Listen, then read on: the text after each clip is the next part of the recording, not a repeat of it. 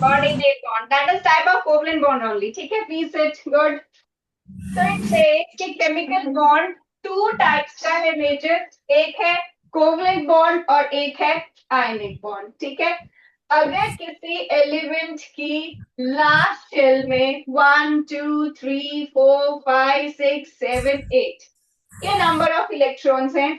अगर सिर्फ 1 2 and 3 number of electrons हैं तो आपका जो एटम है उनको आराम से लूज कर सकता है क्योंकि उतनी उसके लिए कम एनर्जी चाहिए. It is easy to lose 1 2 और 3 इलेक्ट्रॉन्स एंड इससे अगर एक इलेक्ट्रॉन लूज करेगा this will give you +1 charge, दो इलेक्ट्रॉन्स पे +2 चार्ज, तीन इलेक्ट्रॉन पे +3 charge and they form cation. If an element has 4 electrons in its last shell ये शेयर करता है क्योंकि 4 इलेक्ट्रॉन्स को लूज करना या गेन करना is not easy. And if it has 6, 7 or 5, 6 or 7 number of electrons, it is not easy to lose these electrons. So 5 वाला 3 electrons gain करके 8 complete कर लेगा तो उसमें -3 चार्ज आ जाएगा. जो आपके पास जिसके पास 6 number of electrons it gains 2 electrons. So it gets -2 charge, and if you have 7 electrons in large shell, you gain 1 electron and -1 charge. And if it has 8 electrons, उसको कोई इंटरेस्ट नहीं है गेन करने में या लूज करने में because it already has 8 electrons, right? So this is an anion. This forms an anion. अब ये cation and anion आपस में मिलके बनाते हैं ionic bond और ये जो शेयर करता है this makes covalent bond. ठीक है. अब इन ये तो ठीक है कि एक तो डिफरेंस ये हो गया कि आयनिक बॉन्ड में कैटायन बनेगी, एनायन बनेगी और कोवलेंट बॉन्ड में शेयरिंग होगी. बट मेजर डिफरेंस जो है वो ये है कि जब भी आयनिक बॉन्ड फॉर्म होगा तो उसमें ट्रांसफर ऑफ इलेक्ट्रॉन होगा. Na was initially 281. It loses 1 electron to form 28. So ये 281 से 28 बनेगा और जो एक electron completely transfers to Cl ion and the Cl becomes 288. So there is a complete transfer of electron in ionic bond. You have to remember this. In ionic bond there is a complete transfer of electron. Moreover, ये जो ionic bond होता है इसमें जो forces होती हैं these are coulombic forces of attraction. Coulombic forces of attraction. Moreover, इसमें an ionic bond में you cannot tell the shape of the bond. ठीक है. शेप ऑफ द बॉन्ड जो है VACPR थ्योरी हम करते हैं उसमें हम सारी शेप्स पढ़ते हैं. Ionic bond is non directional. इसमें किसी पर्टिकुलर डायरेक्शन में ओरिएंटेशन नहीं होती है. Like you just write the cation first and then you write the anion. There is no shape of ionic compounds. ठीक है. It is non-directional. But covalent bond में क्या है? Covalent bond में there is no complete transfer. Elements combine with each other on the basis of sharing. कि chlorine आपके पास 7 electrons हैं, आपको एक चाहिए, आप एक शेयर कर लो. इसके पास भी 7 है, एक चाहिए, एक शेयर कर लो. Sharing of electron. ये इसको नहीं दे रहा, ये इसको नहीं दे रहा. मगर NaCl में क्या हो रहा था? Na अपना इलेक्ट्रॉन कंप्लीटली Cl को दे रहा था. वो कंप्लीटली लूज कर रहा था, वो कंप्लीटली गेन कर रहा था. So covalent bond is made on basis of sharing of electrons. But ये शेयरिंग हमेशा इक्वल नहीं होती है. अगर सेम एलिमेंट है तब तो इक्वल शेयरिंग होगी. लेकिन अगर एलिमेंट्स डिफरेंट हैं तो इक्वल शेयरिंग नहीं होती है. जैसे अगर आपके पास हाइड्रोजन और क्लोरीन है। तो हाइड्रोजन के लास्ट शेल में एक ही इलेक्ट्रॉन है, मगर क्लोरीन की लास्ट शेल में टोटल 7 इलेक्ट्रॉन्स हैं। तो इनिशियली तो इनकी बात होती है कि चलो शेयरिंग के ऊपर हम एक बॉन्ड बना लेते हैं, बट जैसे आपने लास्ट चैप्टर में पढ़ा, क्लोरीन एक बहुत इलेक्ट्रोनेगेटिव एलिमेंट है। तो उसका नेचर है इलेक्ट्रॉन्स को अपनी तरफ, बॉन्डेड इलेक्ट्रॉन्स को अपनी तरफ पुल करना, जिसको हम इलेक्ट्रोनेगेटिविटी बोलते हैं। बिकॉज ऑफ विच वो इलेक्ट्रॉन्स को अपनी तरफ खींच के Cl पे नेगेटिव और H पे पॉजिटिव, ये डेल्टा का मतलब स्लाइटली नेगेटिव और स्लाइटली पॉजिटिव, वो गेन नहीं कर रहा, क्योंकि कोवलेंट बॉन्ड में होती ही शेयरिंग है, वो बस थोड़ा सा खींच लेता है क्योंकि आदत से मजबूर है, उसको अपने ऑक्टेट कंप्लीट करने की इच्छा है, जिसकी वजह से वो बॉन्डेड इलेक्ट्रॉन्स को पुल कर लेता है अपनी तरफ। इलेक्ट्रोनेगेटिविटी इज द प्रॉपर्टी, ठीक है। तो इससे क्या हो गया, इससे आ गई इसमें polarity. What is polarity? Positive and negative charge की प्रेजेंस। अगर सेम एलिमेंट है तो ये जो इलेक्ट्रॉन, क्लोरीन यहाँ पर भी खींचेगा, लेकिन जितना एक साइड से एक क्लोरीन खींचेगा उतना दूसरी साइड से दूसरा क्लोरीन खींचेगा, तो ओवरऑल किसी की तरफ प्रेफरेबली इलेक्ट्रॉन जाएंगे नहीं। But in case of HCl, this chlorine will withdraw the electrons towards itself because hydrogen is not good enough. उसकी इलेक्ट्रोनेगेटिविटी क्लोरीन के टक्कर की नहीं है, तो वो इतना नहीं खींच पाएगा, ठीक है। तो वो consequently electrons will shift towards chlorine और उसमें आ जाएगी पोलैरिटी, उसमें आ जाएगा पॉजिटिव और नेगेटिव चार्ज, ठीक है। तो दो तरह के कोवलेंट बॉन्ड हो गए हमारे पास। पहली बात हमने कर ली कि शेयरिंग हो रही है, बिल्कुल शेयरिंग हो रही है। शेयरिंग अगर इक्वल है तो वो बनाती है नॉन पोलर बॉन्ड, और अगर शेयरिंग अनइक्वल है because of presence of electronegative element, वो बनाती है polar bond. Normal covalent bond में एक इलेक्ट्रॉन एक एलिमेंट से आता है और एक इलेक्ट्रॉन दूसरे एलिमेंट से आता है, और इनके बीच की जो अट्रैक्टिव फोर्स है that is covalent bond, right.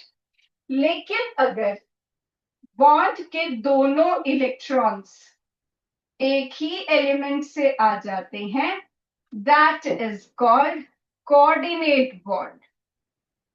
जैसे कि अमोनिया, जिसके पास होता है लोन पेयर, तो वो अपना लोन पेयर H पॉजिटिव को डोनेट कर देता है, जिससे बनता है coordinate bond.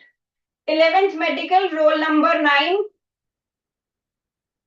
Please come forward. 11th medical, roll number 9. If roll number 9 is not there, please roll number 10 come forward.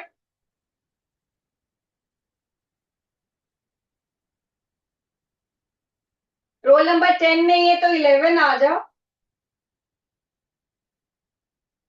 9, 10, 11 कोई भी नहीं है क्या सीक्वेंस में?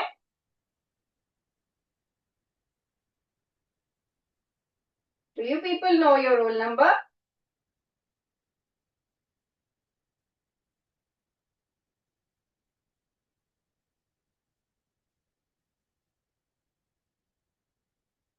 हाँ जी, please unmute your mic, I've muted you. हाँ जी बेटा, डू यू नो ये लोन पेयर क्या होता है? नहीं पता। किसी एलिमेंट के कितने लोन पेयर होते हैं पता है? Okay, rest of you 11th medical, how many of you know lone pair क्या चीज है और किस एलिमेंट के कितने लोन पेयर होती है, ये कैसे पता चलता है? Raise your hands those who know lone pair के बारे में। Non medical, raise your hands those who know lone pair क्या होता है, कौन कौन से एलिमेंट के पास हो सकता है और कितने होते हैं? ओके, कोई बात नहीं, बैठो मैं बताती हूँ, प्लीज सच लिसन। देखो, किसी भी एलिमेंट ने कितने बॉन्ड बनाने हैं या उसके पास कितने लोन पेयर है, वो डिटरमिन करती है उसकी कॉन्फ़िगरेशन, ठीक है। तो आपको जैसे कि पहले भी बोला था 1 से 30 तक अगर एटॉमिक नंबर आते होंगे तो कॉन्फ़िगरेशन भी आती होगी, कॉन्फ़िगरेशन आएगी तो आपको पता चलेगा कि किसका लास्ट शेल में कितने इलेक्ट्रॉन्स है, उसमें से कितने पेयर्ड हैं, कितने अनपेयर्ड हैं। I start with carbon because organic chemistry में सबसे ज्यादा कार्बन ही आएगा। So this is 1s2, 2s2 and 2p2। Ground state में कार्बन के सिर्फ 2 अनपेयर्ड इलेक्ट्रॉन्स होते हैं लास्ट शेल में। ये है 1s2, ये है 2s2, ये है 2p2। First shall never participates in bonding. जब भी बॉन्ड बनेगा, चाहे आयनिक चाहे कोवलेंट, हमेशा लास्ट शेल पार्टिसिपेट करती है। ये यहाँ पर जो लिखे थे ना configuration, what does it mean? ये 2 8 का मतलब है ये पहली 2 शेल्स थी। मैंने कहा से थर्ड शेल जो इसकी लास्ट शेल है उसमें से इलेक्ट्रॉन निकाले, मैंने 2 और 8 को डिस्टर्ब नहीं किया। क्यों? क्योंकि वो इनर शेल्स है, they don't participate in bonding. तो हमेशा लास्ट शेल ही बॉन्डिंग में पार्टिसिपेट करती है। ठीक है, तो कॉन्फ़िगरेशन अगर आती है आप देख सकते हो लास्ट शेल में, शेल तो सेकंड ही है, ये सब शेल होती है, एस और पी सब शेल होती है। ठीक है, तो लास्ट शेल में एस है और पी है, एस में 2 इलेक्ट्रॉन्स है, पी में भी 2 इलेक्ट्रॉन्स है। तो वैसे जनरल क्या होता है कि किसी भी एलिमेंट की लास्ट शेल में जितने भी अनपेयर्ड इलेक्ट्रॉन्स होते हैं, जितने भी सिंगल इलेक्ट्रॉन्स हैं, ठीक है, तो जितने भी अनपेयर्ड इलेक्ट्रॉन्स हैं उतने वो बॉन्ड बनाता है, और जितने उसके पास पेयर्ड इलेक्ट्रॉन है वो उसकी बन जाती है लोन पेयर। ठीक है, तो ये अभी हम देख रहे हैं कि कार्बन के पास 2 अनपेयर्ड इलेक्ट्रॉन्स हैं और यहाँ पेयर्ड जिसके पास 2, पेयर मींस 2। ठीक है, तो ये पेयर्ड है तो वो लोन पेयर बन जाएगा। बट कार्बन कभी ग्राउंड स्टेट में बॉन्डिंग करता ही नहीं है। वो क्या करता है, कार्बन के पास इतनी एनर्जी होती है कि वो अपने 2s में से इलेक्ट्रॉन्स को जंप करवा के 2p में शिफ्ट करा दे। ठीक है, 1s will not participate in bonding, second shell participate करेगी, फर्स्ट शेल नहीं करेगी, लास्ट वाली शेल पार्टिसिपेट करती है। तो उसको वो जंप करा के 2s में 1 और 2p में 3 इलेक्ट्रॉन्स कर देता है। अब इसके पास हो गए 4 अनपेयर्ड इलेक्ट्रॉन्स। ठीक है, और ये बना पाएगा 4 बॉन्ड। आई रिपीट, किसी भी एलिमेंट की लास्ट शेल में जितने अनपेयर्ड इलेक्ट्रॉन्स होते हैं उतने वो बॉन्ड बना सकता है, और जितने पेयर्ड इलेक्ट्रॉन्स होते हैं वो उसके लोन पेयर बन जाते हैं। Right, this was atomic number 6। Next is atomic number 7। This is 1s2, 2s2, 2p3, 1s, 2s, 2p। इसके बाद एक्चुअली 3s शुरू होता है, लेकिन जैसे हमने कार्बन में इलेक्ट्रॉन जंप करवा लिया था, मैंने इसका एग्जांपल इसीलिए दिया कि इलेक्ट्रॉन इसमें जंप हो सकता है क्योंकि सेम शेल में ऑर्बिटल खाली पड़ा है। आप इस इलेक्ट्रॉन को अगली शेल में शिफ्ट नहीं करवा सकते, इतनी एनर्जी एलिमेंट के पास नहीं होती है। ठीक है, सो यहाँ पर इसके पास जगह ही नहीं है। अगर आप चाहो कि इन 2 इलेक्ट्रॉन्स को मैं जंप करा के किसी और शेल में भेज दूं, तो सेम शेल में तो जगह ही नहीं है, अगली शेल तक जाने की एनर्जी नहीं है। तो अब आपके लिए यही लास्ट शेल है, और इसमें आप देख पा रहे हो इसके पास 3 अनपेयर्ड इलेक्ट्रॉन्स हैं, इसीलिए 3 बॉन्ड बना लेगा, और एक है इसके पास लोन पेयर, जिसकी वजह से मतलब एक पेयर्ड इलेक्ट्रॉन का सेट है, इसीलिए ये लोन पेयर बन जाएगा। ठीक है, 3 अनपेयर्ड और 1 पेयर्ड, इसीलिए उसको हम बना देंगे लोन पेयर। राइट, ये हो गया आपका नाइट्रोजन। तो जो आपने कंपाउंड देखा उसमें मैंने बनाया था कि नाइट्रोजन ने 3 बॉन्ड्स बनाए थे और एक उसके पास लोन पेयर था। तो ये वो 3 बॉन्ड्स है, ये लोन पेयर है। अब कभी कोई एलिमेंट इस लोन पेयर को डोनेट कर दे ऐसी चीज को जिसको इलेक्ट्रॉन्स की जरूरत है, इलेक्ट्रॉन डेफिशिएंट कंपाउंड। हाइड्रोजन कैसे है इलेक्ट्रॉन डेफिशिएंट कंपाउंड? बिकॉज उसके पास तो एटॉमिक नंबर ही 1 होता है, वो भी इलेक्ट्रॉन चला गया तो वो H पॉजिटिव बन जाएगा, इलेक्ट्रॉन डेफिशिएंट बन जाएगा और ये इससे लोन पेयर ले लेगा। तो ऐसा बॉन्ड जिसमें ये बॉन्ड है, एरो जो है आप इसको स्ट्रेट भी बना सकते हो, जरूरी नहीं कर्व बनाना, स्ट्रेट बनाना है स्ट्रेट बना देते हैं, H पॉजिटिव को थोड़ा ऊपर लिख देते हैं। पर मैंने कहा ये तो सिर्फ एक रिप्रेजेंटेशन है, बॉन्ड तो फोर्स ऑफ अट्रैक्शन होती है, ठीक है। तो ये जो बॉन्ड बना एरो के फॉर्म में रिप्रेजेंट करते हैं, जिसको लोन पेयर मिलता है उधर हेड है, जो देता है उधर टेल है, and this type of bond is called coordinate bond. तो जो कोऑर्डिनेट बॉन्ड तीसरा वर्ड यूज किया गया था, this is also a type of covalent bond, but in this both the electrons belong to same element, ठीक है, एक ही element में से दोनों इलेक्ट्रॉन्स आ रहे हैं बॉन्ड के, ठीक है। +1 non medical middle row first bench, नहीं फर्स्ट नहीं है शायद, मुझे फर्स्ट दिख रहा है पर ये शायद सेकंड बेंच है, आप खड़े होंगे। +1 नॉन मेडिकल सेकंड बेंच, कौन है सेकंड बेंच पे? आपके साथ वाला बच्चा, यू सिट, साथ वाला बच्चा।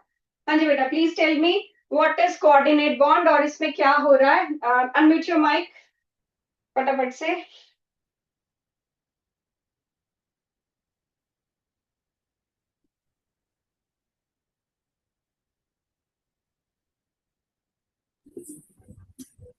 बोलो। इलेक्ट्रॉन शेयर होता है वो, और कोवलेंट बॉन्ड में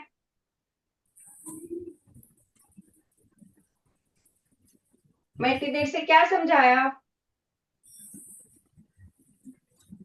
जो स्क्रीन पे आपको दिख रहा है क्या बताया मैंने उसमें?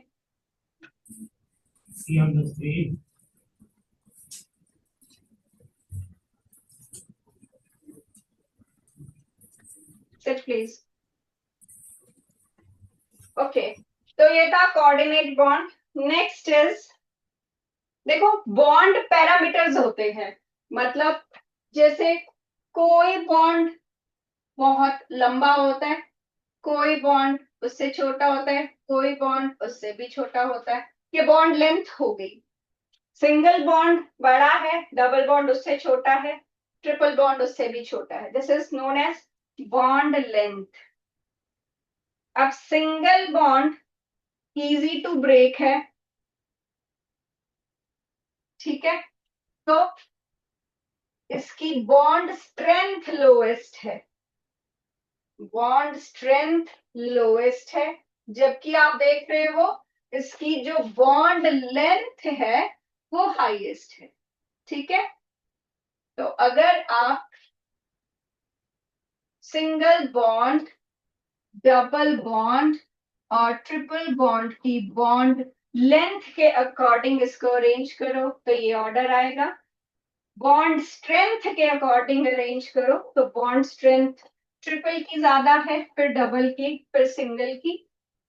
Bond order number of bonds होता है, तो बॉन्ड ऑर्डर की बात करो तो नंबर ऑफ बॉन्ड्स, ये मल्टीपल बॉन्ड्स है ना, 3 बॉन्ड, बॉन्ड ऑर्डर इस तरीके से आप लिख सकते हो, bond order number of bonds. Bond length, length कितनी है, सिंगल की डबल, डबल फिर डबल की और ट्रिपल की सबसे छोटी, और बॉन्ड स्ट्रेंथ कितना जोर लगेगा उसको तोड़ने के लिए, जिसको आप बॉन्ड एंथैल्पी भी बोलते हो या बॉन्ड डिसोसिएशन एंथैल्पी भी बोलते हो। ये बॉन्ड एंथैल्पी हो गई, जो कि अगेन ट्रिपल बॉन्ड की ज्यादा है, फिर डबल बॉन्ड की और फिर सिंगल बॉन्ड की, ठीक है, दिस इज बॉन्ड एंथैल्पी। अच्छा, बॉन्ड एंगल होता है, जैसे अगर 4 बॉन्ड हैं तो उनके बीच में ये 109.5, जैसे आप CH4 बनाते हो, सॉरी CH4 बनाते हो, कार्बन है सेंटर में और हाइड्रोजन है साइड में, तो इनके बीच में 109.5 का एंगल है। ये 120 का एंगल बनता है अगर आप BH3 तीन चीजें आप लगाते हो, तीन बॉन्ड्स अगर होते हैं।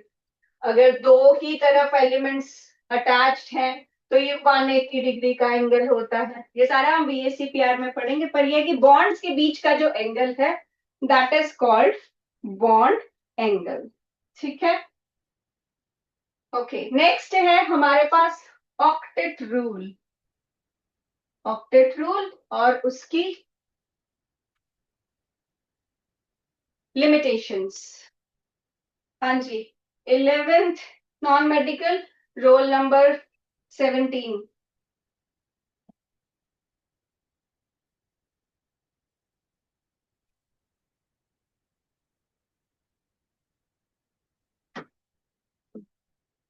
Yes, beta. Do you know what is octet rule? That outermost shell is fully filled. कितने इलेक्ट्रॉन्स होने चाहिए आउटर मोस्ट शेल में?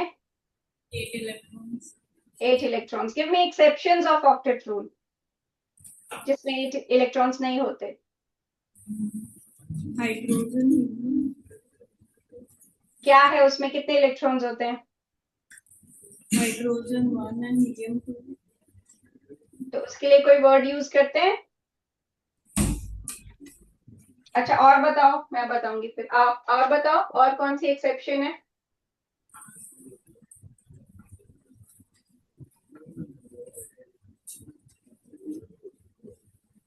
और बताओ एक्सेप्शंस।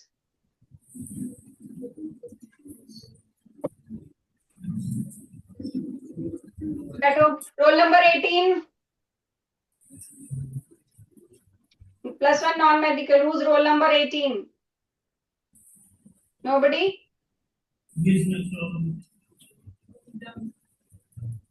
Roll number 3.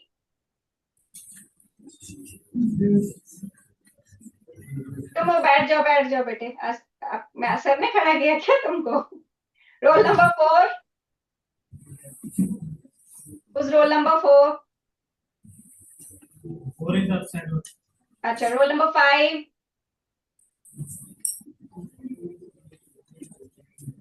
हाँ जी बेटा, give me more limitations of octet rule fast please. Noble gases, fine. Any other limitation? Okay, sir, I'll tell. देखो, सबसे पहले है आपके पास जो बच्चे ने बोला हाइड्रोजन, तो इसका क्या है? Hydrogen, helium, lithium, they complete their duplet, they complete their first या लास्ट शेल जिसके पास सिर्फ 2 इलेक्ट्रॉन्स मैक्सिमम हो सकते हैं, तो that word is duplet. They do not follow octet rule, they just complete their duplet, right?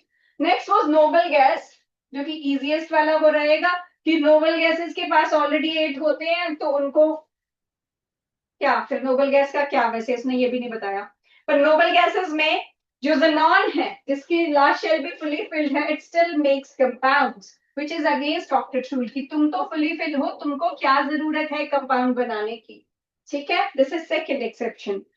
Third one is some electron deficient compounds. ये कहता है जरूरी नहीं हर कोई एलिमेंट 8 इलेक्ट्रॉन्स बना के बैठा है, कुछ ऐसे भी होते हैं जो कि 8 से कम बनाते हैं, but still they exist and they are stable. ठीक है, electron deficient compound less than 8। Aluminium की लास्ट शेल में 3 इलेक्ट्रॉन्स, 3 वो और शेयर करता है, टोटल 6 इलेक्ट्रॉन्स उसके पास होते हैं, which is less than octet again. Next is hypervalent compound. Hypervalent मतलब जिसके पास 8 से ज्यादा है, जैसे PCl5, SF6। तो ये ऑक्टेट कहाँ कंप्लीट किया? ऑक्टेट तो ऑलरेडी कंप्लीट है, उससे भी ज्यादा इलेक्ट्रॉन्स इसमें हो रहे हैं। ठीक है, एंड नेक्स्ट है some odd electron molecule. Odd electron molecule में कहता है ना इसके पास 8 हैं या 7 होंगे या 9 होंगे, जैसे इसमें आता है NO। और मोरोवर ये जो ऑक्टेट रूल की थ्योरी है, ये कोई भी शेप्स और उनकी स्टेबिलिटी नहीं बताती है। ठीक है, ये हर एक पॉइंट एनसीईआरटी में गिवन है, तो आपको ध्यान रखना है। These are limitations of octet rule. You get a question, what is octet rule and its limitation. Okay. Next thing is about Lewis dot structure.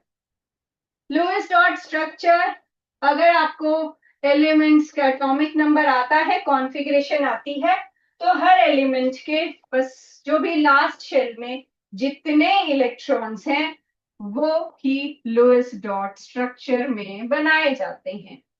बाकी तो वो वही फॉलो करेगा। ऑक्टेट रूल अगर शेयर कर रहे हैं तो कोशिश करेगा जितने वो इन इलेक्ट्रॉन्स को यूज करके बॉन्ड बना सके उतने बॉन्ड बना ले, लेकिन कुछ कंपाउंड्स की शेप आपको याद रखनी पड़ती है। Another type of bond is sigma and pi bond. Sigma bond, जैसे अगर कहीं पर कार्बन ने सिर्फ single single single single single bond बनाया है तो ये सारे सिग्मा बॉन्ड होते हैं। नेक्स्ट उसमें जब हम हाइब्रिडाइजेशन पढ़ेंगे तब मैं ज्यादा डिटेल में बताऊंगी। लेकिन अगर कार्बन के पास दो एटम्स में एक से ज्यादा बॉन्ड हो गए, डबल बॉन्ड हो गया या ट्रिपल बॉन्ड हो गया, तो एक ही सिग्मा होता है, बाकी के पाई होते हैं। ठीक है, एंड बाकी तो ठीक है, बस बाकी आपको प्रॉपर्टीज ऑफ आयनिक कंपाउंड्स का थोड़ा सा आइडिया होना चाहिए। आयनिक कंपाउंड्स के मेल्टिंग पॉइंट थोड़े हाई होते हैं। आयनिक कंपाउंड तब बनता है जब कैटायन इजीली फॉर्म हो, मतलब उसकी लो आयनाइजेशन एंथैल्पी हो। एनायन इजीली फॉर्म हो, मतलब उसकी high negative electron gain enthalpy हो। ठीक है, और उनके बीच में फोर्स ऑफ अट्रैक्शन होगा और वो आराम से बॉन्ड बना सकते हैं और बहुत सारी एनर्जी रिलीज करते हैं, which is called lattice energy. ठीक है, लेटिस एनर्जी वो एनर्जी है जब कैटायन एंड आयन कंबाइन करेंगे वो एनर्जी रिलीज होती है, और जब आयनिक कंपाउंड को तोड़ना होता है तो उतनी ही एनर्जी अब्सॉर्ब होती है। तो ये सारे कॉन्सेप्ट थे केमिकल बॉन्डिंग के। Take out your assignment, let's see आप कितना कर पाते हो अभी।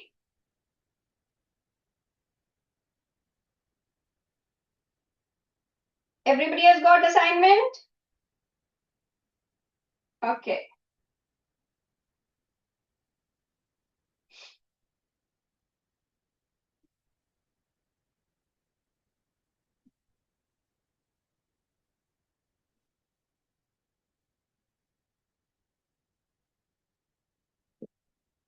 So first up, I've got the names also, though I believe in roll number. I don't know the names. ना मैं आप में से किसी को पहचानती हूँ ना जानती हूँ. So I'll call you by your roll numbers. Medical, 11th medical, roll number 14.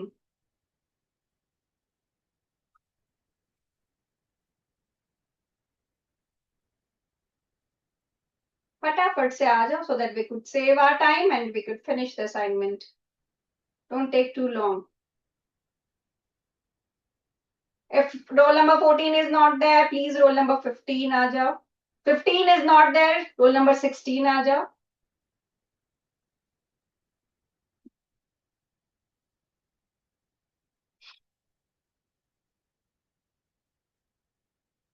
Okay, the first question is, give the main feature of Lewis approach of chemical bonding. Can you tell me what is the main feature? It is based on the sharing of electrons. Yes, it follows octet rule and it is based on sharing of electrons. Very good, beta beto. Roll number 19 next. Medical. पहले medical से पूछूंगी फिर non medical से पूछूंगी. फटाफट आ जाओ. 19.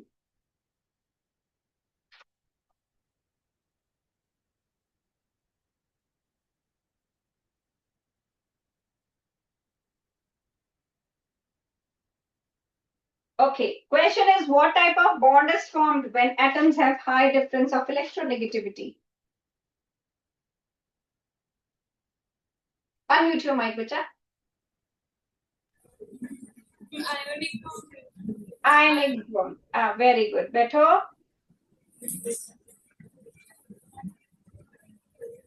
Okay. Third question is about formal charge on each of element given. Who knows the formula of formal charge? You can raise your hands. अगर किसी ने हैंड रेज नहीं किया, that would mean किसी को नहीं आता है, and I have to tell. Formal charge.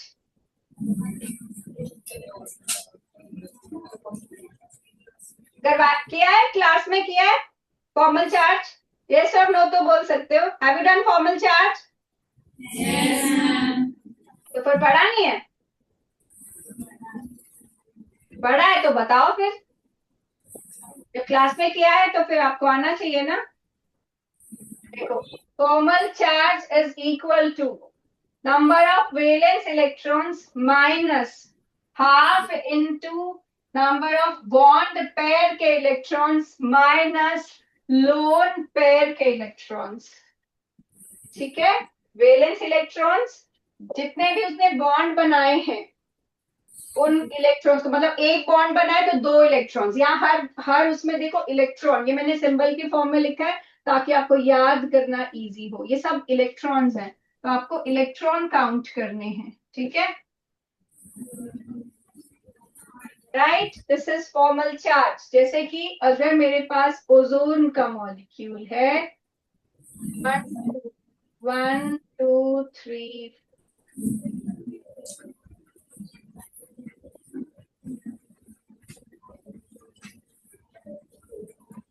अब ये ओजोन का मॉलिक्यूल है.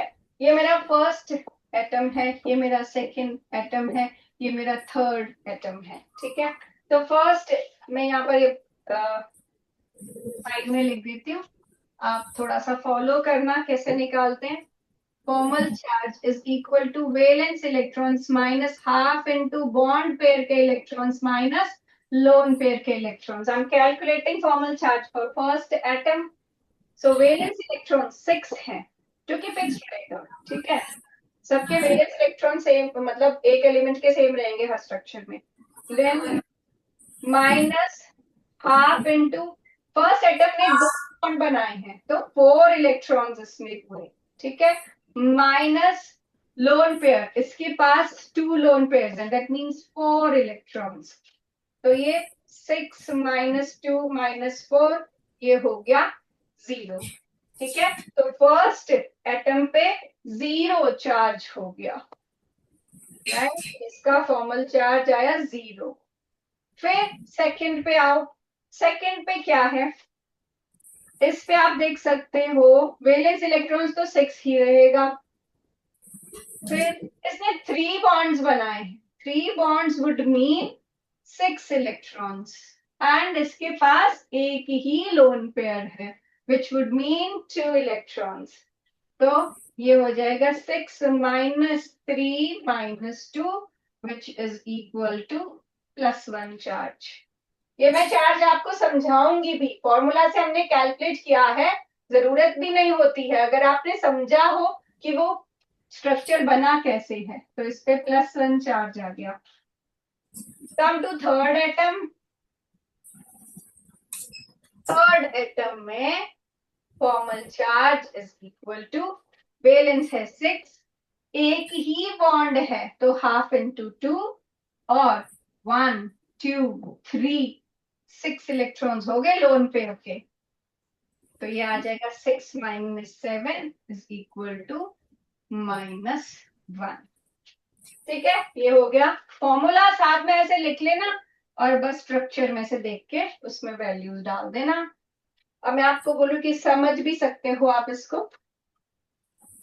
आपका जो स्ट्रक्चर बना हुआ है ये ऑक्सीजन्स बने हैं ऐसे. ऑक्सीजन अगर आप कॉन्फ़िगरेशन देखो, जैसे मैंने आपको बताया था किसी भी एलिमेंट का कैसे डिटरमिन होता है कि वो कितने बॉन्ड और कितने लोन पेयर बना सकता है, वो उसकी कॉन्फ़िगरेशन से पता चलता है. ठीक है, ये कॉन्फ़िगरेशन है. इसकी लास्ट शेल में 2 अनपेयर्ड इलेक्ट्रॉन्स हैं.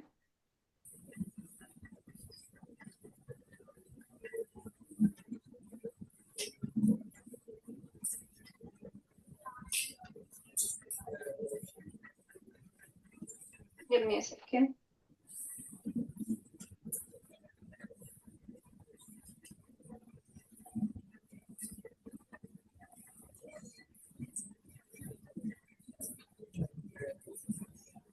Wait a minute.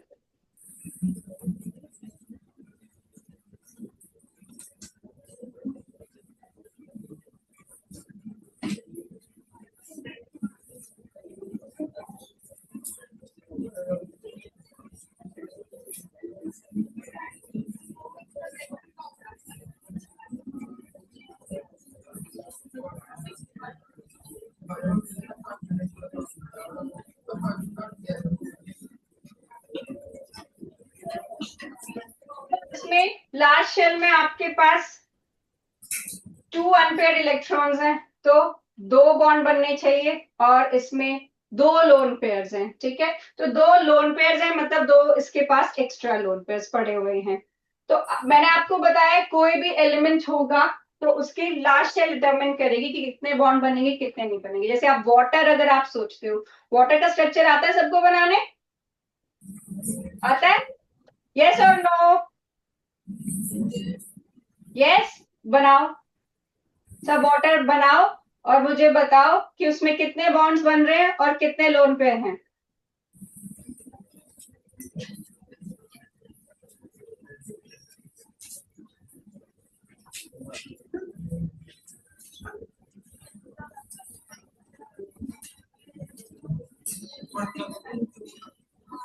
कितने बॉन्ड है वाटर में ऑक्सीजन के?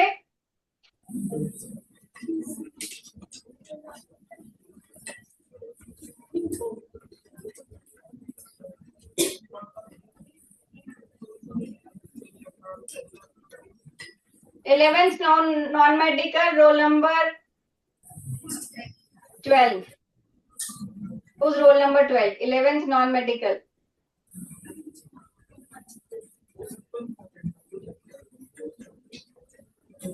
12 नहीं है, 13 आ जाओ। 13 नहीं है तो 14 आ जाओ।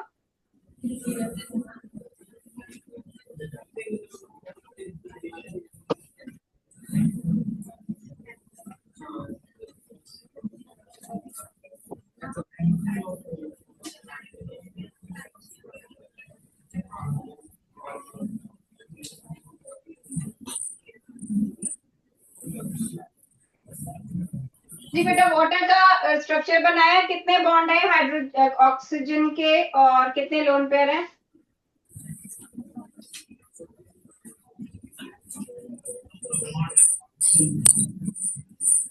वाटर में पूछ रही हूँ, ये तो मैंने ओजोन ड्रॉ किया है। आप मुझे बता सकते हो वाटर में हाइड्रोजन के साथ ऑक्सीजन ने कितने बॉन्ड बनाए हैं और कितने लोन पेयर हैं?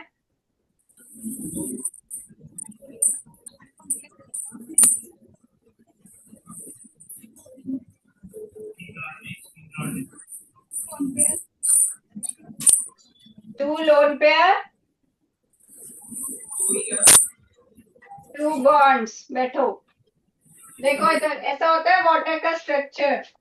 यहाँ पर 2 हाइड्रोजन एटम्स आप ड्रॉ करते हो, 2 लोन पेयर होते हैं। क्यों होता है ऐसा? बिकॉज इसकी लास्ट शेल में ये कॉन्फ़िगरेशन होती है जिसमें 2 बॉन्ड होते हैं और 2 लोन पेयर होते हैं, ठीक है। यहाँ पर अगर आप देखो टोटल 6 इलेक्ट्रॉन्स, 2 6 कॉन्फ़िगरेशन है इसकी, तो 6 इलेक्ट्रॉन्स होने चाहिए इस ऑक्सीजन के।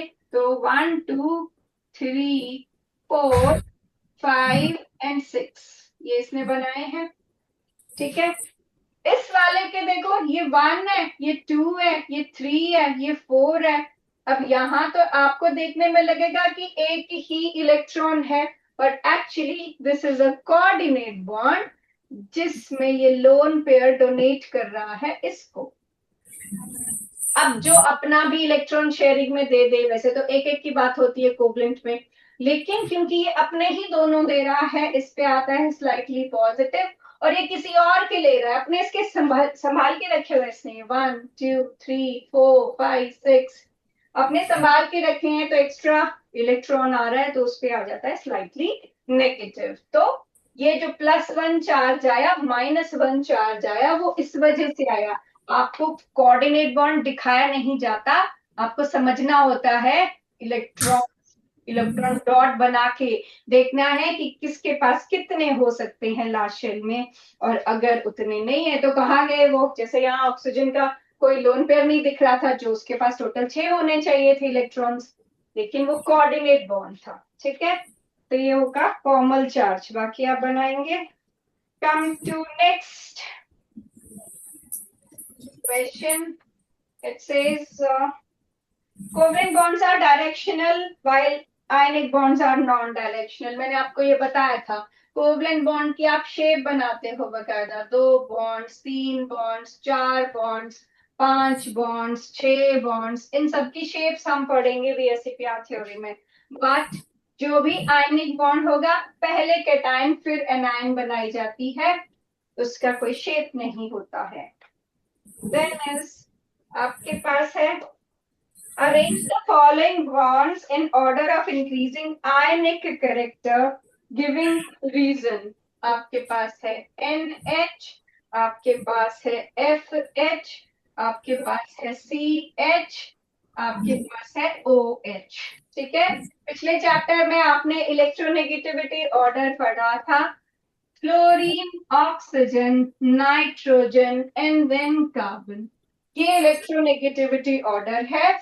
अगर आपको ये याद है तो आप बता सकते हो कौन ज्यादा खींच सकता है अपने ऊपर इलेक्ट्रॉन, वो ज्यादा इलेक्ट्रोनेगेटिव होगा और वो ज्यादा आयनिक होगा। देखो हाइड्रोजन सबके साथ यहाँ पर लगा है, ठीक है, F के साथ भी, फिर कौन है, नाइट्रोजन था और O था, ऑक्सीजन के साथ भी, नाइट्रोजन के साथ भी, कार्बन के साथ भी। इनमें फर्क क्या है, इसके जो इलेक्ट्रॉन्स हैं, फ्लोरीन बहुत जोर से खींचेगा, ऑक्सीजन उससे कम जोर से खींचेगा क्योंकि वो लेसर इलेक्ट्रोनेगेटिविटी वाला है, और कार्बन उससे भी कमजोर से खींचेगा। खींचेंगे, सब शेयर करने पे थे, मगर इसने ज्यादा खींचा तो इस पे ज्यादा नेगेटिव और ज्यादा पॉजिटिव आएगा। ये थोड़ा कम खींच रहा है तो लेस नेगेटिव लेस पॉजिटिव, ये और कम खींच रहा है और लेस नेगेटिव और लेस पॉजिटिव,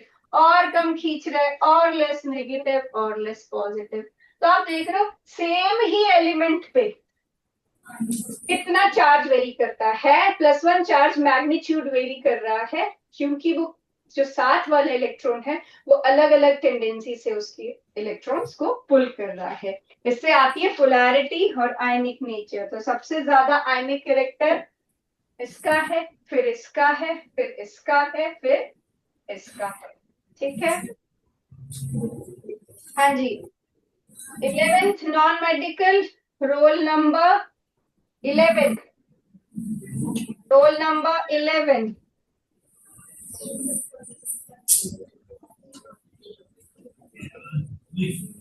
अच्छा, रोल नंबर 1 कौन है 11th नॉन मेडिकल में?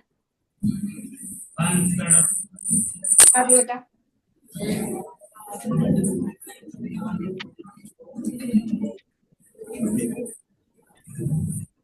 So the question is, what is meant by term average bond enthalpy? पता है average bond enthalpy किसको बोलते हैं?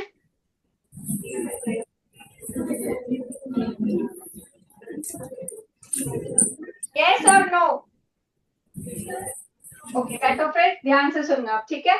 एवरेज बॉन्ड डिसोसिएशन एंथैल्पी तब आती है अगर आपको बॉन्ड को तोड़ना हो और एक ही कंपाउंड में बहुत सारे बॉन्ड्स हो। ठीक है, अब देखने में तो मुझे सब बराबर लग रहे हैं, ये भी एक जैसा एक जैसा एक जैसा एक जैसा, लेकिन जब आप एक बॉन्ड को तोड़ते हो तो उसका असर बाकी बॉन्ड्स पे भी पड़ता है। ठीक है, तो सपोज करो इस बॉन्ड को तोड़ने में आपको 10 किलो जूल लगते हैं, फिर इसको तोड़ने में 12 लगते हैं, इसको तोड़ने में 14 लगते हैं, इसको तोड़ने में 16 लगते हैं। तो अब सबका आप एक ही जैसे CH बॉन्ड का इतनी सारी डिफरेंट एंथैल्पीज थोड़े ना लगाओगे, आपको नहीं पता कि कौन से बॉन्ड में कितनी लग रही है, तो आप एवरेज ले लेते हो। आप ले लोगे 10 + 12 + 14 + 16, ठीक है, और इसको 4 से डिवाइड कर दोगे। This is known as average bond dissociation enthalpy. ठीक है, Come to next question. This is about water only. Among the two OH bonds of water molecule, energy required to break first OH bond is not equal to second OH bond. मैंने तो सही statement बता दी.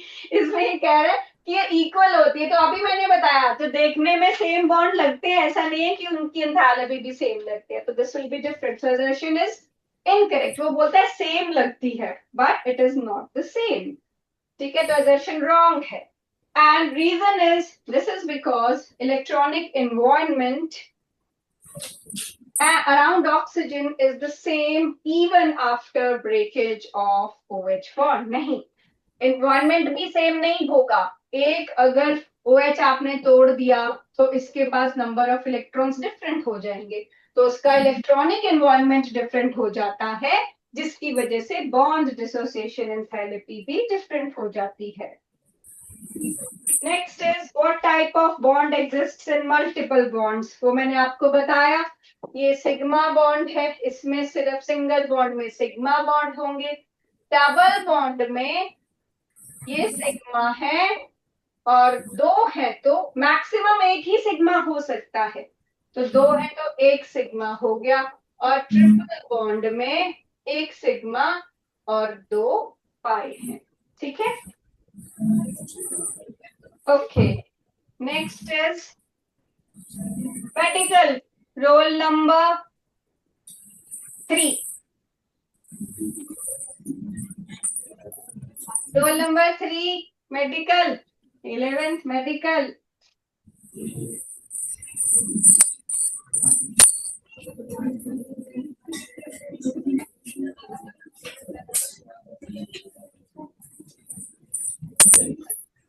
हाँ जी बेटा, what type of bond is formed due to orbital overlap? Overlapping से कौन से बॉन्ड बनते हैं?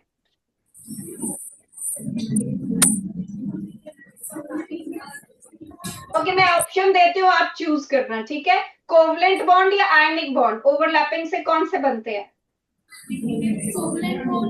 Covalent bond. ठीक है, नेक्स्ट भी वैसे ही है, वो आपको शेप्स बनानी पड़ेंगी कि कैसे ओवरलैपिंग होती है. इसके लिए आपको s और p ऑर्बिटल की शेप्स आनी चाहिए जो स्ट्रक्चर ऑफ एटम में है. s की शेप पता है? What is the shape of s orbital? कैसा दिखता है s orbital? Spherical. Spherically symmetrical होता है. और p is dumbbell shape. Very good, please sit. Next है आपके पास रेजोनेंस. रेजोनेंस में क्या है? शिफ्टिंग ऑफ इलेक्ट्रॉन्स है, जिसमें जो आपके पास पाई इलेक्ट्रॉन्स हैं वो पाई बॉन्ड बनाते हैं, और जो पाई बॉन्ड है वो शिफ्ट होके इलेक्ट्रॉन्स, लूज इलेक्ट्रॉन्स या लोन पेयर फॉर्म में आते हैं. तो इसमें आपको रेजोनेटिंग स्ट्रक्चर्स बनाने हैं.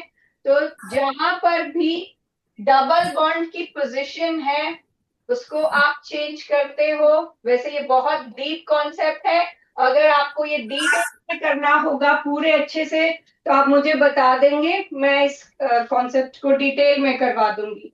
अदरवाइज अगर स्ट्रक्चर्स ही बनाने हैं तो कैनोनिकल स्ट्रक्चर या कॉन्ट्रीब्यूटिंग स्ट्रक्चर्स बनते हैं. जितने भी एटम्स में ये डबल बॉन्ड शिफ्ट हो सकता है, जैसे यहाँ 3 एटम्स हैं तो 3 एटम्स में ये डबल बॉन्ड शिफ्ट हो सकता है. और ये कैनोनिकल स्ट्रक्चर या कॉन्ट्रीब्यूटिंग स्ट्रक्चर्स इसको बोलते हैं, सबकी इक्विवेलेंट एनर्जी होती है. और बस इनको तो, लेकिन किसी की भी रियल एग्जिस्टेंस नहीं है. आप इसका हाइब्रिड अगर ऐसे ड्रॉ कर दो कि ये जो इलेक्ट्रॉन्स हैं वो कॉन्स्टेंटली इधर इधर इधर मूव करते रहते हैं, तो ये हाइब्रिड स्ट्रक्चर बनता है जो इन सब में सबसे स्टेबल है और मैक्सिमम प्रॉपर्टीज को एक्सप्लेन कर सकता है. ठीक है, 13th question is CCl4 is insoluble in water because insoluble है water में क्योंकि CCl4 नॉन पोलर है जबकि वाटर पोलर है. आप सॉल्युबिलिटी रूल करते हो जिसमें आप बोलते हो एक जैसी चीजें आपस में डिसॉल्व होती हैं, like dissolve like, polar polar में और नॉन पोलर में डिसॉल्व होता है। तो इसका ऑप्शन है कि इनसॉल्युबल है because CCl4 is non polar. वो सिमेट्रिकल स्ट्रक्चर होता है जिसमें पॉजिटिव नेगेटिव नहीं आता है, तो ये नॉन पोलर है, ये पानी में डिसॉल्व नहीं करता है। Then is which of the following is not correct regarding the properties of ionic compound? First is ionic compounds have high melting and boiling points. Yes, they do. मैंने कहा था properties में, and their reaction velocity in aqueous medium is very high. जैसे ही आप डालते हो opposite ions combine करती है, बहुत fast होते हैं ionic reactions. Third, ionic compounds in their molten and aqueous solutions do not conduct electricity. They do conduct. Molten और aqueous में conduct करते हैं, solid में नहीं करते हैं. So this is incorrect statement. And fourth one is they are highly soluble in polar solvents. Like dissolves, like पानी polar है, ये भी polar है, तो ये soluble होते हैं. And the last question for the day, number of sigma and pi bonds present in benzene. करो count और फटाफट बताओ. Sigma and pi bonds.